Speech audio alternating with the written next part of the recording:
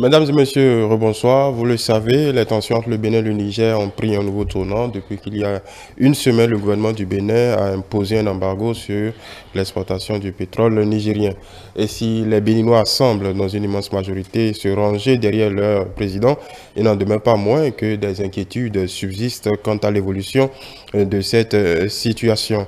Nous en avons déjà parlé sous maintes coutures sur ce plateau. Nous allons y revenir encore aujourd'hui avec notre consultant politique Agapit Napoléon Mafourican, que je salue. Bonsoir. Bonsoir François-Xavier, bonsoir à tous les téléspectateurs. Voilà. Je viens de le dire à l'instant, malgré les divergences qu'il peut y avoir, on a comme l'impression quand même que les Béninois de part et d'autre souscrivent à cette option du gouvernement du Bénin et tentent de faire front commun. Mais en le disant aussi, il y a comme des inquiétudes sur les pistes de sortie de crise possibles, sur la finalité de cette situation. Qu'est-ce que vous pouvez répondre à ces inquiétudes ce soir? C'est des inquiétudes fondées, c'est vrai, elles sont fondées. Et vous voyez que lorsque le chef de l'État a fait sa sortie, vous devez sentir quand même qu'il était suffisamment préoccupé lui-même. On ne peut pas, c'est pas un président heureux, c'est pas un président fier d'aller dans cette direction. C'est un président qui a tout tenté, qui aurait tellement voulu que la situation fût autre, mais qui est obligé d'affronter, d'assumer. Donc oui, les inquiétudes sont là. Il est important, si on ne peut pas dire, je le disais encore il y a quelques heures hier, qu'il y a toujours de la place pour la diplomatie. Il y a toujours de la place, toujours. Après des cas de belligérance, après des cas de conflit, après des cas de crise, il y a toujours de la place pour la diplomatie. Donc, on ne finit toujours pas s'asseoir autour d'une table. Il y a toujours de la place pour la diplomatie. Il faut donc que les personnes, des structures qui doivent déjà prendre le dossier à bras le corps, soit en bon office, soit en médiation. On n'y est pas encore réellement. Mais la crise, elle est déjà là, ce n'est pas, elle est déjà là. Donc, il va falloir trouver les mécanismes pour que des personnalités, des structures. Vous savez, on parle de la libre circulation.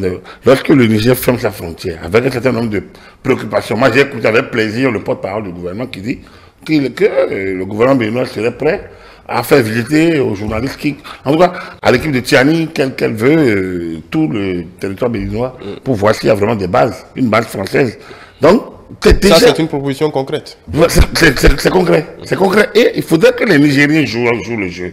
S'ils sont vraiment de bonne foi. Il faut que les Nigériens, ils sont même embêtés. C'est pas les Nigériens, que la jeune Nigérienne au pouvoir joue le jeu pour qu'on puisse avancer. Parce qu'elle ne fait pas du bien à sa population.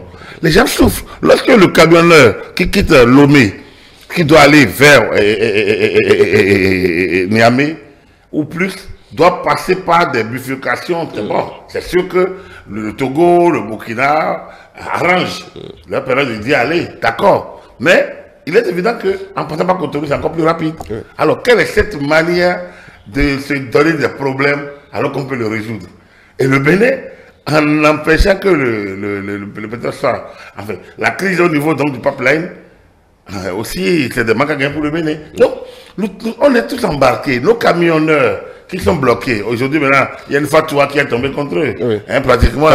les plaques béninoises. Voilà, donc les immatriculations béninoises sont personnelles non grata, ou sont véhicules non grata, et au port de Lomé, et enfin... pour aller vers le... Oui, justement, est-ce que ce n'est pas là, à la lumière de cette décision, sans vouloir la critiquer ou la percer au jour, vous connaissez très bien ce petit monde. On sait tous qu'une bonne partie de ces plaques béninoises appartiennent encore à des Nigériens. Alors, est-ce que ce type de décision, quelque peu, ne tape pas à côté en voulant répondre à une décision du côté béninois? Vous savez, en cette matière, lorsqu'il y a une belligérance, on est encore en cas de belligérance un peu comme ça. Parfois, tout le monde a envie de bomber le torse. Vous voyez, le Niger a envie de démontrer en même temps qu'il est là, qu'il répond. C'est un peu du tac au tac. C'est pas comme le Bénin a fait le dos rond pendant longtemps. Avant, sans doute, de dire quand même, je ne vais pas continuer, et surtout pas valider l'informel ou ce qui n'est pas logique, ce qui n'est pas formel et formel, donc officiel. Donc, ce n'est que là que le Bénin a pu taper du poing sur la table. Le Niger n'est pas de cette... Le Niger, déjà, lorsque les frontières ont été ouvertes, a dit, la Chambre de commerce avait dit, bon d'accord, on n'utilise pas que les ports, malgré que le Bénin dit que son port est ouvert, qu'il faut continuer à utiliser le port du Togo. Bon, alors, c'est une situation auquel on est habitué. Il faut faire avec.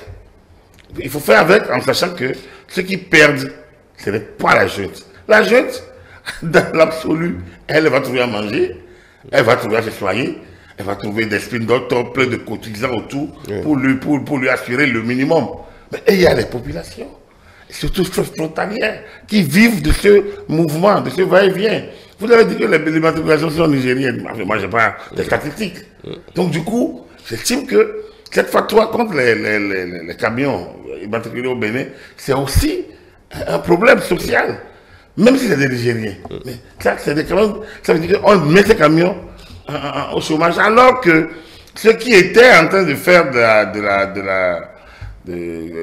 ceux qui, disons, plaidaient pour la cause de la révolution, c'était justement par rapport à ces camions-là. Donc, ouais, on est dans cette situation et le Niger, la junte, n'a pas l'intention, a envie de montrer qu'elle est puissante, qu'elle est autonome, qu'elle est si, et utilise aussi tous les médias nouveaux aujourd'hui. On a vu des gens qui montent au créneau pour dire n'importe quoi, raconter un chapelet de n'importe quoi. Mais on est dans cette situation. C'est de bonne guerre. C'est de bonne guerre. En tout cas, en la matière, il faut s'y attendre. C'est pas à l'applaudir, mais il faut s'y attendre, il faut s'y préparer. Mais je pense que le porte-parole du gouvernement a mis dans la balance quelque chose qui va contraindre la jeunesse. Parce que lorsque son Premier ministre parle la dernière fois, aujourd'hui, le gouvernement béninois, c'est clair que le gouvernement béninois les invite maintenant à dire, oui, venez voir. Venez regarder. Venez regarder. Il ne s'agit pas d'avoir des images satellitaires. Venez. Alors, donc, c'est à eux maintenant de prendre la balle au bon. De saisir la balle au bon, s'ils sont de bonne foi. On va voir les jours à venir. Donc, je pense que les populations qui ont peur, les faiseurs d'opinion, les hommes politiques qui essaient, n'ont qu'à tenir compte désormais quand même de cette offre du gouvernement, cette disponibilité, cette prédisposition du gouvernement qui dit venez contrôler. Déjà que certaines images utilisées par la junte ont été déclarées quand même pas conformes. C'est des images traficotées parce que c'est des images d'autres situations qui ont été exploitées et les auteurs en ont protesté. Donc du coup, il faut que la junte revienne un peu à... Lui et moi existe. Peut-être il y a longtemps, ça veut dire le mois 73, la communauté économique de l'Afrique de l'Est, CEDEAO. Il y a le CEDEAO 75. Mais il ne peut pas venir détruire ce que les autres ont bâti. Les Séné Kounché, Ali Seibou, Mahaman Ousmane, ce que ceux-là ont bâti sur des décennies, ce n'est pas eux qui vont venir casser ça. C'est ce qu'ils sont en train de faire. Mais il faut qu'ils se mirent et que les populations, l'élite nigérienne, essayent d'attirer leur attention sur ça. Que la CEDEAO, la CEDEAO, l'UEMOA, le Niger a toujours été là. Est-ce que le Bénin a toujours... Il y a eu le conflit de l'île de l'Unité et d'autres îles. Il n'y a jamais eu d'agression. Réglé pacifiquement. Il n'y a jamais eu d'agression. Ça a été géré pacifiquement au grand bonheur des peuples et des dirigeants.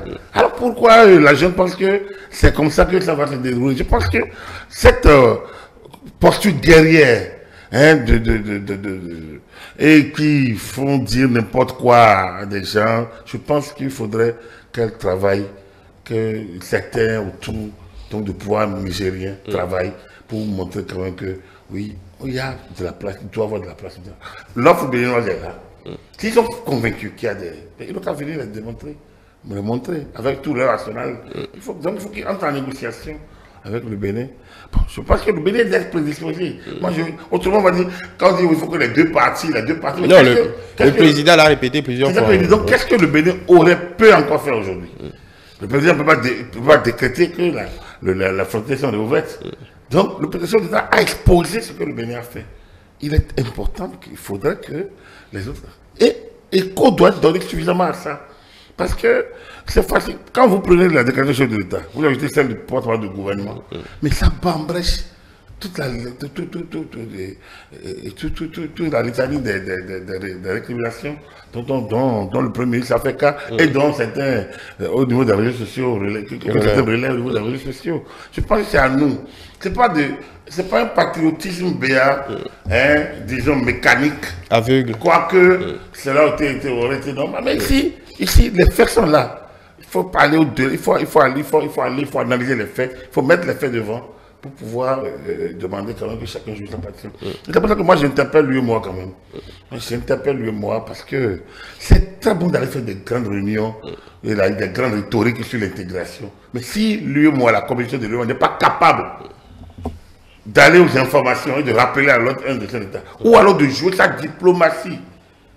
Parce que là maintenant on a quitté la CEDEAO, on a quitté la CEDEAO, le Niger a ouvert avec le Nigeria, pas plus de problème réellement. Mais on est dans la CE, on est dans l'UEMOA. L'UEMOA où nous parlons le même français, où nous utilisons la même monnaie.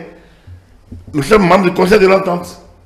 Donc, il faudrait quand même que les gens activent ces régions-là pour que les autorités nigériennes comprennent que le Bénin n'est pas un pays ennemi. Voilà. Je voudrais vous interpeller sur une autre situation. Vous parlez de l'intervention souhaitée ou à souhaiter de ces entités, UEMOA. On sait que ces entités sont sous la coupole, en tout cas on le sait de façon pratique, des chefs d'État. Si les chefs d'État ne réagissent pas, ou du moins ne veulent pas, personne ne veut se mouiller, comment pensez-vous que ces entités elles-mêmes peuvent s'auto-saisir de ces dossiers? Non, ce n'est pas sur la coupole de ces États. La commission de l'UEMOA, la commission de la CEDEAO, c'est des exécutifs. Oui, on dirait, je reformule ma question, au moins politiquement. Ils sont sous l'UEMOA politiquement. L'UEMOA, la commission peut-elle se mouvoir sans l'aval politique de la Côte d'Ivoire ou du Sénégal? Non, absolument. La commission peut suggérer, la commission peut tenter, la commission a la main. Les deux commissions d'ailleurs, ils peuvent faire des exécutifs. Il y a assez de cadres. Il y a une diplomatie, elle n'est pas nécessairement bruyante. Il y a plusieurs types d'actions en diplomatie même, dans de pareils cas.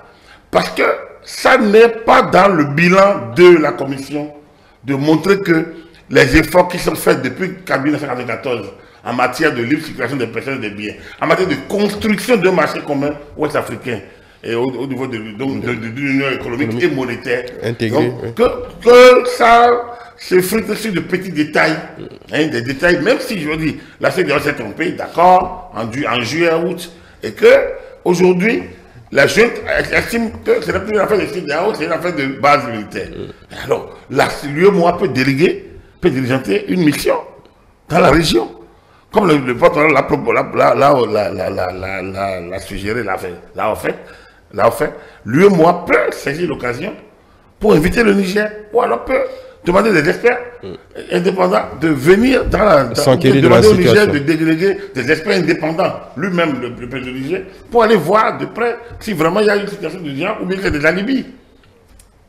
Là, ce n'est pas les chefs d'État qui doivent le faire, c'est la commission. Maintenant, il y a un président en exercice. La commission peut le proposer. Maintenant, si le président en exercice dit que ce n'est pas pertinent, c'est pas pertinent. Mais la commission devrait, et peut-être faire une petite communication pour qu'on sache qu'elle a tenté. Pour qu'on sache par où c'est bloqué. On ne peut pas comprendre qu'une telle situation perdure et que ces instances-là ne fonctionnent. Si elle ne peut pas fonctionner, c'est qu'elle n'a plus la raison d'être. La CEDEAO, même, parce que un de ces pays est concerné. Et le Niger, même la diplomatie de la CEDEAO peut toujours continuer avec le Niger, même si ils ont créé l'AES. Je pense que toute est question de diplomatie. Après, le Bénin a tenté en bilatéral, ça va fonctionner. Mais on peut aller en communautaire.